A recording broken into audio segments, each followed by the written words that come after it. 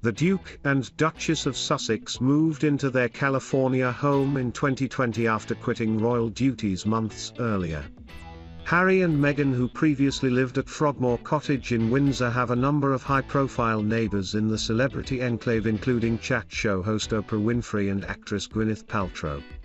However, the latest resident to up sticks is Peter Sperling, the son of University of Phoenix founder John Sperling and one of the 400 wealthiest Americans. Mr. Sperling sold his 7-bedroom 13-bathroom Montecito property in April, according to deed documents seen by the Daily Mail. He had been trying to sell the house since 2017, and it went for $19.1 million, 13.8 meters, after being originally listed for an eye-watering $26.75 million, 19.3 meters. The property was reportedly bought by a trust whose trustee is financial analyst and LA lawyer Robert Gipson, managing partner of Gipson Hoffman and Pancione. Mr. Gipson could be Harry and Meghan's neighbour, or he may be a trustee for a client. Mr. Sperling also reportedly sold another mansion in the area for $16.3 million, 11.8 meters, in February. His sales come after actor Rob Lowe offloaded his home in Montecito in September 2020. Harry and Meghan moved into their Santa Barbara mansion in July 2020. Speaking at the time, a spokesman for the pair said, "The Duke and Duchess of Sussex moved into their family home in July of this year. They have settled into the quiet privacy of their community since their arrival and hope that this will be respected for their neighbours, as well as for them as a family."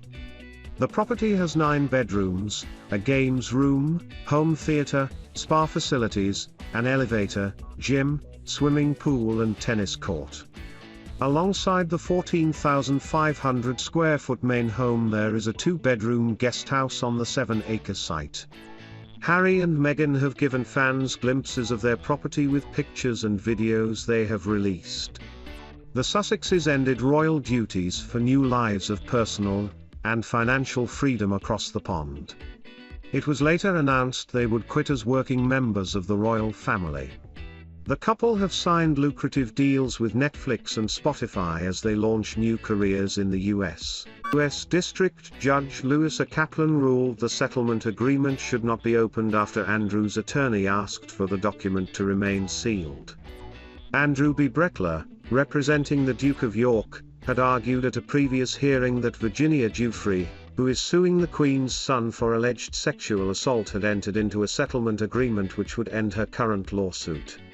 In court documents filed this week, Mr. Breckler said he wanted to include a copy of the agreement when he files arguments explaining why he thinks the judge should end the case. He added the agreement releases Prince Andrew and others from any purported liability arising from the claims Ms. Giuffre asserted against Prince Andrew here. The settlement agreement was struck between Ms. Giuffre and Andrew's former friend and convicted sex offender Jeffrey Epstein. Ms. Giuffre is suing the Queen's son for allegedly sexually assaulting her when she was a teenager. She is seeking unspecified damages, but there is speculation the sum could be in the millions of dollars.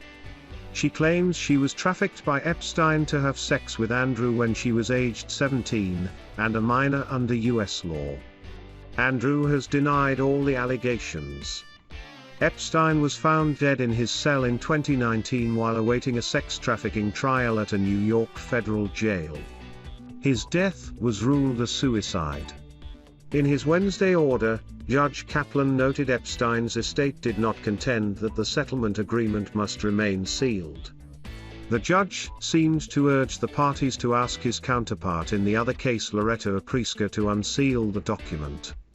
He said Judge Priska might well view with favor an application to permit the public disclosure of the settlement agreement.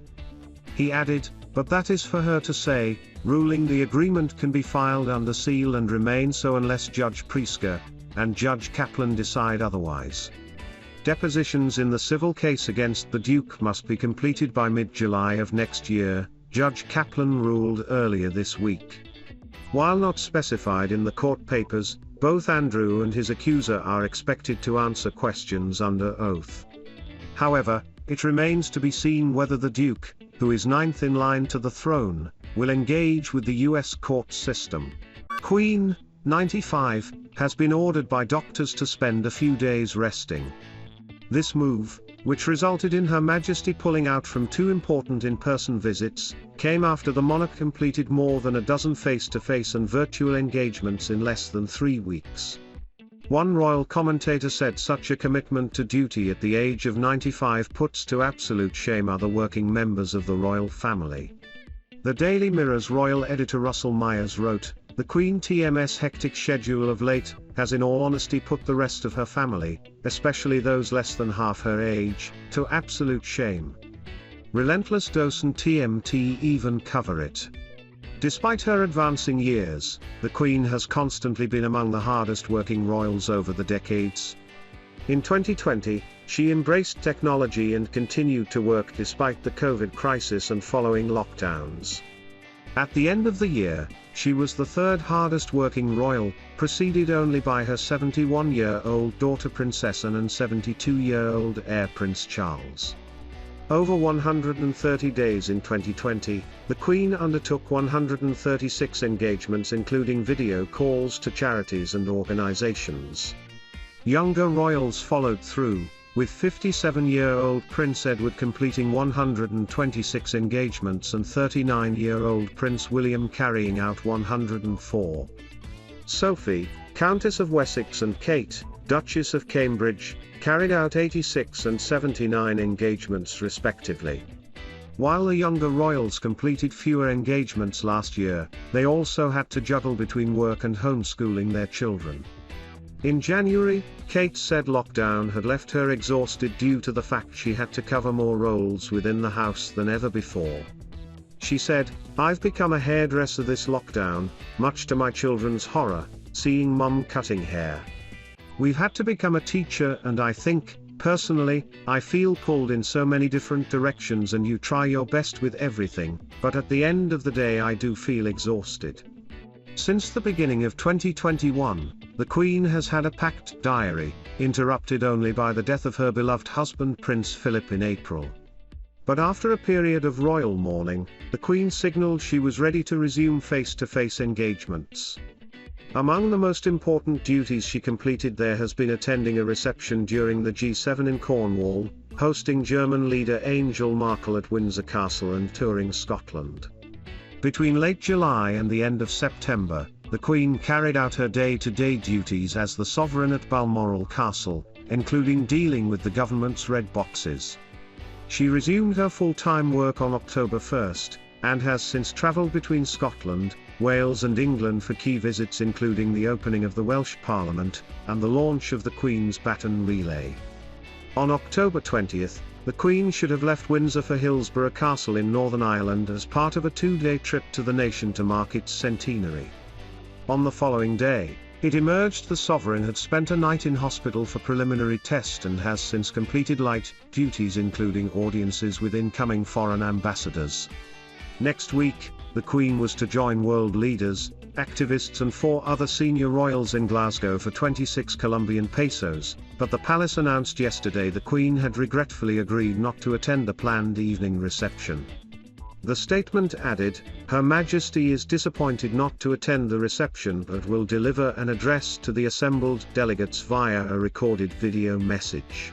Princess Charlene shared a message on her Instagram account to inform her followers that her beloved animal had been run over. The wife of Prince Albert II also published an old picture of herself kissing her pet. In the snap, the princess looks happy and relaxed as she looks straight into the camera lens, while her dog is adorned with what appears to be an oversized Christmas decoration. The joyful picture contrasted sharply with its caption, as the royal informed the dog had been run over and killed. She wrote, "My little angel died last night, she was run over. I will miss you so much, rest in peace." The news was met with sadness by Charlene's social media followers. One, called Viviane Cher Tiger, wrote, "So sorry for your loss." A second, with the nickname Royally_yours, told the princess, "This is so awfully sad. I am so sorry." And another, named Deborah Chiapello, said, "I know how you feel."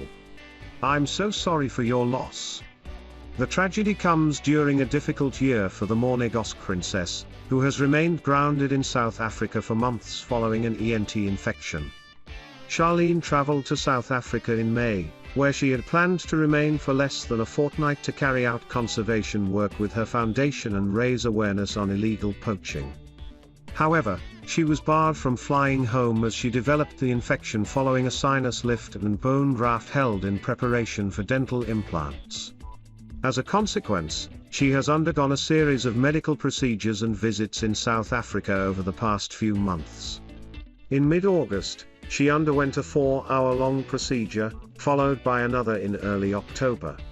A Monaco Palace spokesperson told People magazine at the time this was Charlene's final procedure.